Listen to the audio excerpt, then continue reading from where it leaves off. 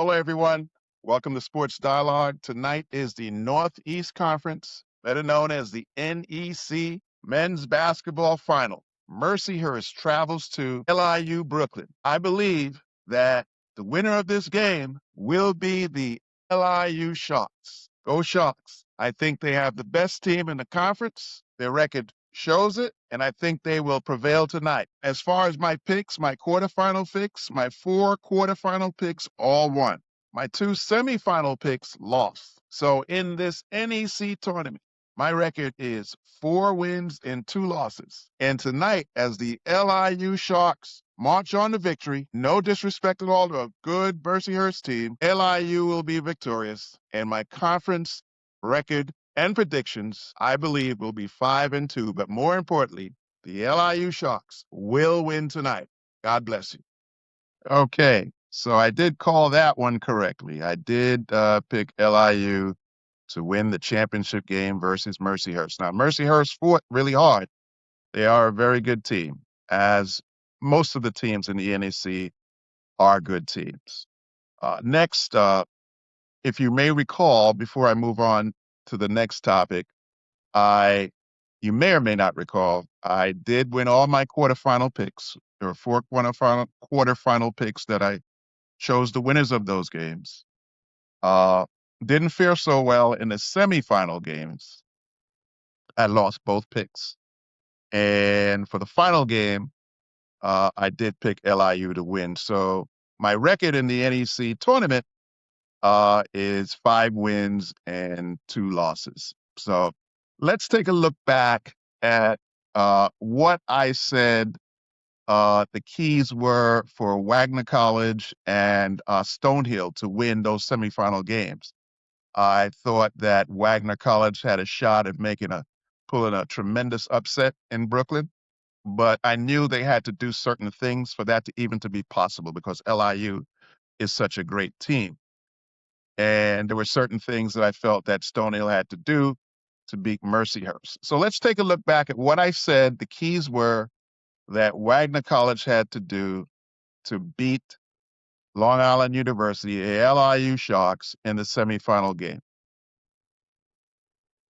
So let's talk about my alma mater, Wagner College, and LIU. Wagner College visits LIU. If you look at what Wagner College did against CCSU, besides winning the game, how did Wagner College win the game? Basil had 16 points. Nick Jones had 17 points. John Awoke had 18 points. So Wagner College had 3 players in double figures in that game. And they were all 3 almost had 20 points.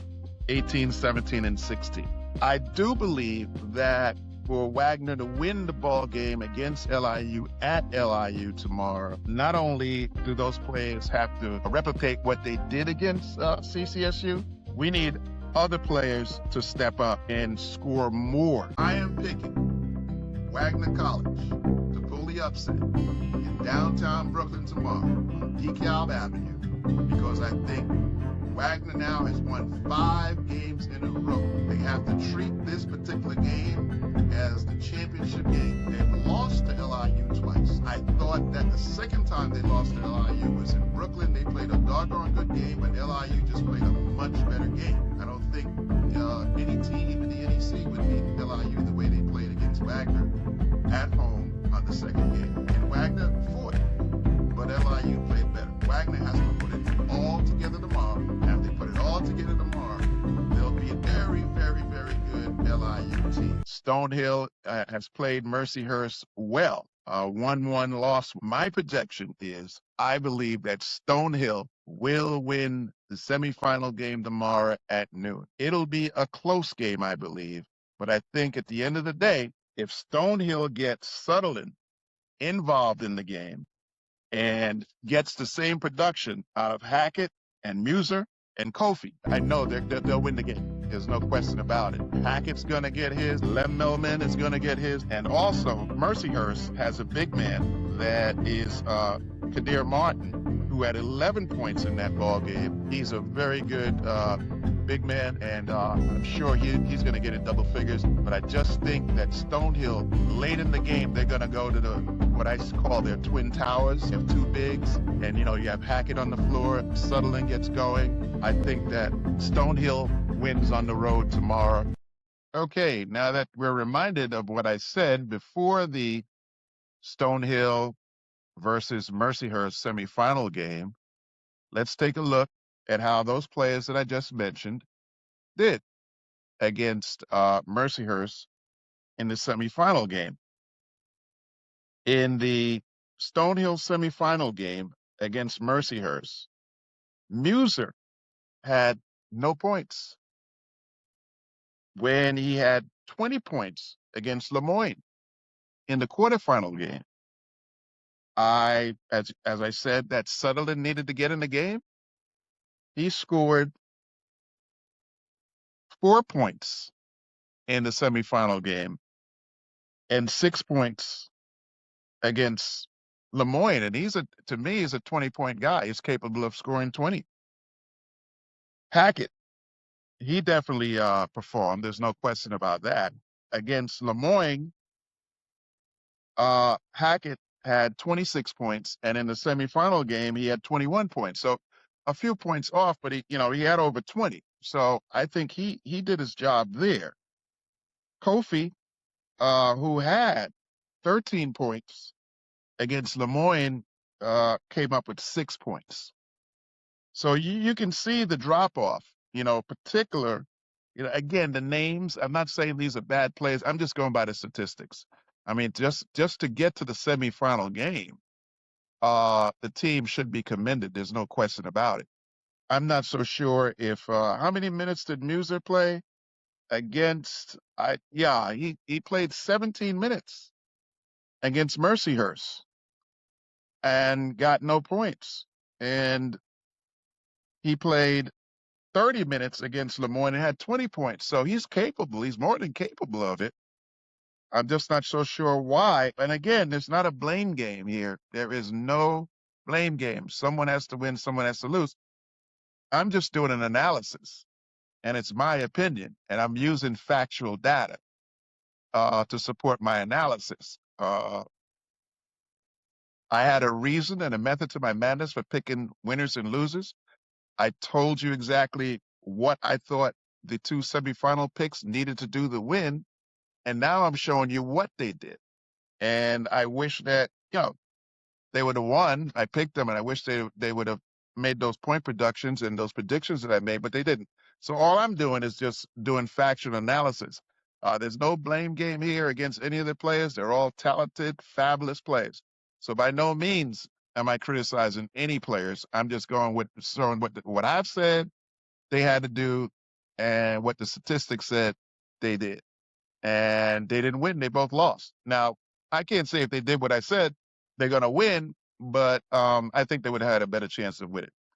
Next, I'm going to, before I change gears to the Big East tournament at Madison Square Garden, want to give a shout out to, again, to LIU and Coach Rod Strickland and the whole LIU University, faculty, students, administration, down the road, down the line. Congratulations on the win, and congratulations to all of those schools in the Northeast Conference. Very talented. Keep building that talent. Keep building your conference.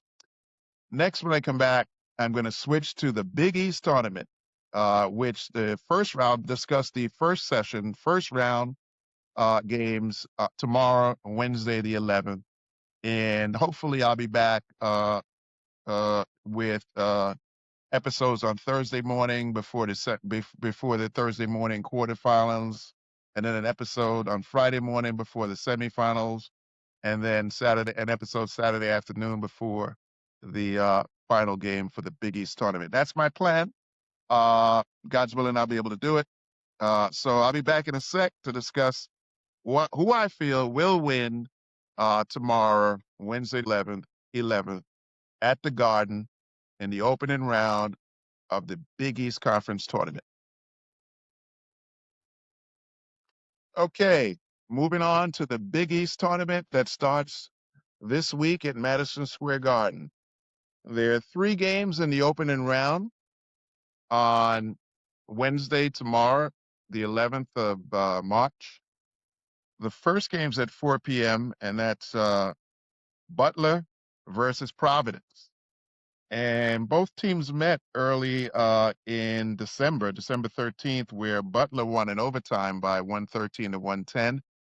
And then I think on February 5th, Providence won by 10 points. So they split during the regular season. And let's look what Butler's done recently. Coming into the tournament on March 7th, which is the previous time Butler played, they won by 10 points over DePaul. And if we take a look at Providence coming in, the previous game that they played was on March 7th against Georgetown, which Providence lost. And the game before that, on March 4th, Providence lost to Marquette. But however, they beat Creighton on February 28th by 3 points.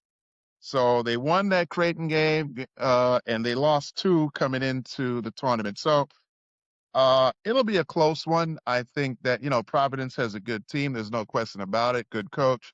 But I do think I am picking Butler to win the first game. The second game is at 7:30, Marquette versus Xavier. Now, Marquette's been playing well recently. Um, I think they met on January 7th, and Marquette won that by 1 point. So that was a close game. And in the second game, Xavier returned the favor to Marquette. They won 96-88. Coming into the tournament on March 4th, Marquette beat Providence 78-56. And they beat UConn 68-62. So I think that, and I saw Marquette recently. I watched the replay, and they are playing better than they were playing earlier in the season. Coach Shaka Smart has them playing much better. So I do pick Marquette to advance on Wednesday over Xavier. Now the third game, Georgetown and DePaul. I've always, outside of the New York teams, I've always had a special place to root in my heart to root for Georgetown. The old late John Thompson, the old days with Patrick Ewing and Sleepy Floyd and Reggie Williams, and the list goes on and on and on. I mean, outside of when they played St. John's at that time, I would root for, or Seton Hall at that time, I would root for Georgetown. But however, let's take a look at how they did, Georgetown and DePaul. Looks like DePaul won the first game in January. So, and coming in to this game, it looks like DePaul DePaul lost to Butler coming into this game. And DePaul also lost to Villanova. It's not a bad loss. They're a good team, Villanova. But DePaul beat Marquette on March 1st. So it's kind of like, they beat Marquette, which is a good win, and they lose to Villanova, which, expected, may not be expected. But they lose to Butler. So they're coming in on 2 losses. And Georgetown is coming in to this particular game tomorrow, Wednesday the 11th. As I said, riding a 1-point win over Providence, and then a 3-point win over loss to St. John's. So, they're coming in with a close loss to St. John's and a 1-point win over Providence. But I did see Georgetown recently. I watched a replay, and they just got away. It seemed to me they got away from the things that they were doing when they came up to Gamble and played UConn really well, and some other games that I saw that they played really well back in January. they weren't going to recently when I saw the replay of a recent game, they weren't going to the big man in the middle. He wasn't dominating. Uh, they didn't look on the path that I thought they were on, that they were on, not thought they were on. I saw it. They were on it in January. So I do normally try to ride teams that are hot coming in, but I think I'm going to go with DePaul to win that game because DePaul, they play, they have some pretty good players, a good guard, um, some pretty good shooters, and a big man who has gotten better. So I do think those are my three winners for tomorrow. God's willing, and my intention is to do another episode on Thursday before the games on Thursday, and then another episode before the semifinals on Friday, and an episode on Saturday previewing the final. So those are my picks for the Big East first round. Again, congratulations to the NEC on a wonderful tournament, and congratulations to LIU for winning that tournament and making a trip to March Madness, which is the NCAA tournament. Congratulations to Wagner and all the other schools in the NEC. Thank you, and God bless you. See you on the next episode.